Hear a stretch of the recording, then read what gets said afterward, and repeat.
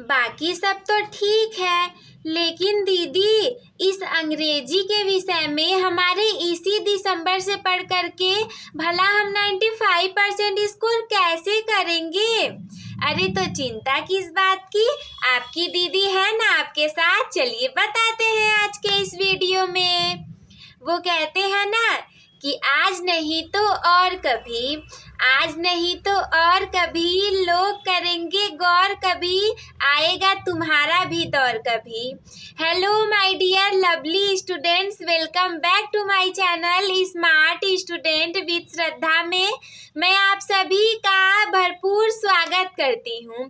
तो आज के इस वीडियो में मैं आप लोग को देने वाली हूँ पूरे 8 टिप्स, यानी कि 8 ट्रिक्स 8 ट्रिक्स, जिसकी मदद से आप अपने अंग्रेजी के एग्जाम में यानी कि इंग्लिश सब्जेक्ट के एग्जाम में इसी दिसंबर से पढ़ करके 95% स्कोर करने वाले हो। तो वीडियो को बिल्कुल भी स्किप मत करना, और वो कौन से हैं पूरे 8 टिप्स जानने के लिए बने रहना वीडियो के लास्ट तक। तो चलिए फटाफट से बिना देर करते हुए आज के इस वीडियो को शुरू करते हैं। सबसे पहला पॉइंट मैंने रखा है आप लोग के सामने, पढ़ने का समय निर्धारित करें। देखो आपके पास समय कम है, सब्जेक्ट पूरे के पूरे 6 हैं, तो आपको क्या करना पड़ेगा कि अपने पढ़ने का समय निर्धारित करना पड़ेगा। केवल एक ही सब्जेक्ट इंग्लिश ही थोड़ी ना आपको पढ़ने के लिए, और भी तो सब्जेक्ट हैं, तो उन सभी में से अंग्रेजी को पढ़ने के लिए समय निर्धारित करो। कम से कम 2 घंटे 1 से 2 घंटे डेली आपको इंग्लिश को देने हैं। अगर आपकी अंग्रेजी थोड़ी कमजोर है और आप अच्छे नंबर लाना चाहते हो, तब तो आपको पक्का डेली पढ़ने की आदत डालनी पड़ेगी इंग्लिश को। अब चलिए बढ़ते हैं टिप नंबर दूसरे की तरफ। दूसरा टिप है हमारा, पाठ्य पुस्तक को अच्छे तरीके से समझे। मैं और भी वीडियोस में बताती हूँ कि जब रास्ते का ही नहीं पता तो मंजिल कैसे मिलेगी। कहने का मतलब ये है कि अगर सिलेबस का ही नहीं पता, पाठ्य पुस्तक का ही नहीं पता, सिलेबस आपने अच्छे से समझा ही नहीं है, फिर आप एग्जाम कैसे दोगे, आपके अच्छे नंबर कैसे आएंगे, आपको पेपर का नहीं पता रहेगा। तो क्या करो कि सिलेबस को अच्छे से समझ लो। देखो हो सकता है कि आपके पास अच्छे से सिलेबस नहीं होगा, लेकिन आपके फ्रेंड होंगे, टीचर होंगे। मैंने बोला था सभी से कांटेक्ट में रहो, सबके कांटेक्ट में रहोगे बहुत ही अच्छे नंबर आएंगे आप लोगों के। पूछ लो कि हाँ मुझे इस चीज़ का सिलेबस चाहिए था, प्लीज़ दे दो, आपके फ्रेंड लोग दे देंगे। और अगर अच्छे फ्रेंड नहीं है तो टीचर से पूछ लो कि टीचर मुझे सिलेबस चाहिए था, वो भी आपको सेंड कर देंगे। देखो मैं आप लोग को बता दे रही हूँ थोड़ी सी कि शादियों का सीजन चल रहा है। मैं चाहती तो वीडियो आप लोग के लिए नहीं प्रोवाइड करती, नहीं बनाती, क्योंकि बहुत ज़्यादा आवाज़ें आ रही हैं, तो बहुत ज़्यादा क्रिएटर इस समय बनाते भी नहीं हैं। लेकिन पता है मैं क्या सोच रही हूँ कि आपका बोर्ड एग्जाम है और समय भी कम है, वीडियो प्रोवाइड करना ज़रूरी है, इसलिए आप लोगों के लिए इतनी मेहनत की जा रही है। तो आप लोग भी सपोर्ट जरूर करिएगा हमें। तो इसके बाद थर्ड पॉइंट है मेरा, व्याकरण पर ध्यान दे। अरे इंग्लिश ऐसा विषय होता है कि नए नए शब्द आते रहते हैं, एक का अर्थ आप समझोगे, अगला वाला आपको नहीं पता चलेगा इसका अर्थ क्या है। व्याकरण पर ध्यान दो, अच्छी सी बुक खरीदो है ग्रामर की, उसको एक बार अच्छे से पढ़ लोगे ना, एक बार रिवीजन कर लो, एक बार अच्छे से पढ़ के दूसरी बार रिवीजन कर लो। अरे आप नहीं भूलोगे, बीच बीच में रिवीजन करना पड़ेगा, वो आप हर क्लास में कर लोगे। लेकिन क्या करो कि व्याकरण पर अपने ध्यान दो। अगर व्याकरण मजबूत नहीं रहेगा, आपको क्वेश्चन ही नहीं समझ में आएंगे, फिर आप आंसर कैसे लिखोगे। इसके बाद चौथा पॉइंट है, शब्दावली बढ़ाएं, यानी कि आपके शब्दकोश को बढ़ाएं, डिक्शनरी को बढ़ाएं। देखो सब वो जो वर्ड होते हैं इंग्लिश के, वो ऐसे होते हैं कि हो सकता है आपके फ्रेंडों को उसकी मीनिंग आती होगी बट आपको नहीं आ रही है। तो क्यों? क्योंकि आपकी शब्दावली वो कमजोर है, आपके दिमाग में अंग्रेजी के कम शब्द हैं। अंग्रेजी को ज़्यादा ग्रहण करो। अगर आपकी वीक है, आपको अच्छे नंबर लाने हैं, तो इतने टिप को तो फॉलो करना ही पड़ेगा आप लोगों को।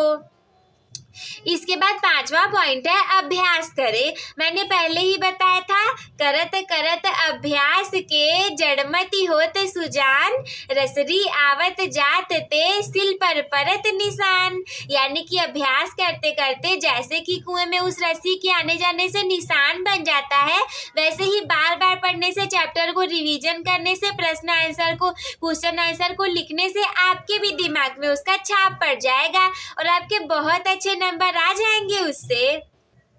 इसके बाद छठवां है अंग्रेजी में सोचे। अब ये तो हमसे नहीं हो पाएगा दीदी। अरे क्यों नहीं हो पाएगा मेरे प्यारे प्यारे स्टूडेंट्स, आप लोग बहुत कुछ कर सकते हो और अंग्रेजी में सोचना बहुत आसान है। मान लो कोई चीज हो रही है तो आप उसे फटाक से ये मत सोचो ये क्या हो रहा है, आप इंग्लिश में सोचो ना, why is it happening, what is it happening. गलत सही कुछ भी सोचो लेकिन सोचो तो इंग्लिश में। किसी से नाम पूछो तो ऐसे मत पूछो जी आपका क्या नाम है, ठीक है वैसे भी पूछना सही है, बट अगर आपको इंग्लिश को बढ़ाना है तो आप ऐसे पूछो, hey hello may I know your name, what's your name. तो ऐसे ऐसे आप उससे पूछ सकते हो। अंग्रेजी की जो अंग्रेजी में सोच सकते हो, अंग्रेजी को जब तक आप अपने डेली लाइफ में नहीं लेकर के आओगे तब तक आप अंग्रेजी में कैसे सोचोगे। अंग्रेजी में सोचना शुरू करो। इसके बाद 7वां पॉइंट है हमारा, एक अच्छा शिक्षक खोजे। देखो टीचर कई सारे होते हैं लेकिन क्या पता वो आपको ऐसा पढ़ाए जो कि आपके एग्जाम में आए ही नहीं।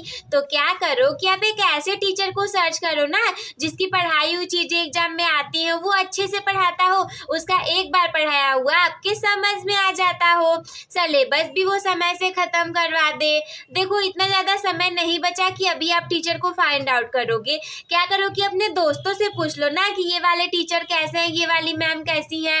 वरना आप अगर यूट्यूब से ऑनलाइन स्टडी कर रहे हो तो यूट्यूब पे भी बहुत अच्छे अच्छे टीचर होते हैं। आप इस यूट्यूब में भी पूछ सकते हो कि इंग्लिश को पढ़ाने वाले टॉप 10 टीचर। और यूट्यूब पे सर्च करना भी सबको नहीं आता। मान लो आपने गूगल पे सर्च किया कि इंग्लिश को पढ़ाने के लिए टॉप 10 टीचर का नाम बताइए, तो 3-4 वेबसाइट आप खोलोगे, देखोगे कि उन चारों वेबसाइट में 10 अलग अलग लोगों के नाम दिए रहेंगे, लेकिन उनमें से कोई 5 टीचर ऐसे होंगे जो कि उसमें कॉमन होंगे। बस उन्हीं 5 से पढ़ करके एक बार थोड़ा थोड़ा पढ़ करके देखो कि किससे आपको समझ में आ रहा है। जिससे आपको समझ में आ गया वो अच्छा टीचर, आप उसी से पढ़ना स्टार्ट कर दो। और बोर्ड एग्जाम के लिए सर्च करना, ऐसा मत करने लगना कि आपका जो परीक्षा उसके लिए सर्च करो। पता चला आप कॉम्पिटिटिव एग्जाम वाले टीचर की पढ़ाई करने लगो। बोर्ड एग्जाम के लेवल की तैयारी करो, बोर्ड परीक्षा के बाद कॉम्पिटिटिव एग्जाम की भी तैयारी कर लेना आप लोग। इसके बाद 8वां और आखिरी पॉइंट है हमारा कॉन्फिडेंस लेवल, यानी कि खुद पर विश्वास रखें। विश्वास ही नहीं रखोगे तो चाहे जितनी पढ़ाई आप करोगे आपको कुछ समझ में नहीं आएगा। समझ में आने की तो छोड़ो, विश्वास नहीं रहेगा, पढ़ी हुई चीजें, समझ में आई हुई चीजें भी आप भूल जाओगे।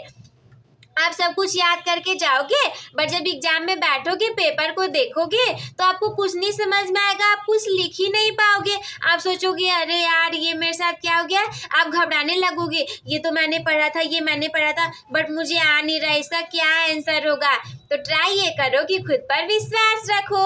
तो ये हो गया मेरा पूरा वीडियो और मेरे पूरे के पूरे 8 पॉइंट्स। आई होप कि आप सभी लोग को समझ में आ गया होगा।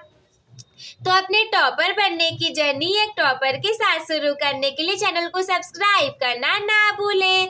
आज के इस वीडियो को लाइक कर दीजिएगा ताकि ये ज़्यादा से ज़्यादा लोगों तक फैल सके, और अपने दोस्तों के साथ भी शेयर कर दीजिएगा। इतने टिप्स बताने के बाद भी अगर कोई भी डाउट आपके मन में हो तो हमसे कमेंट बॉक्स में पूछना ना भूलें। वीडियो देखने के लिए धन्यवाद। Love you all, take care, bye bye.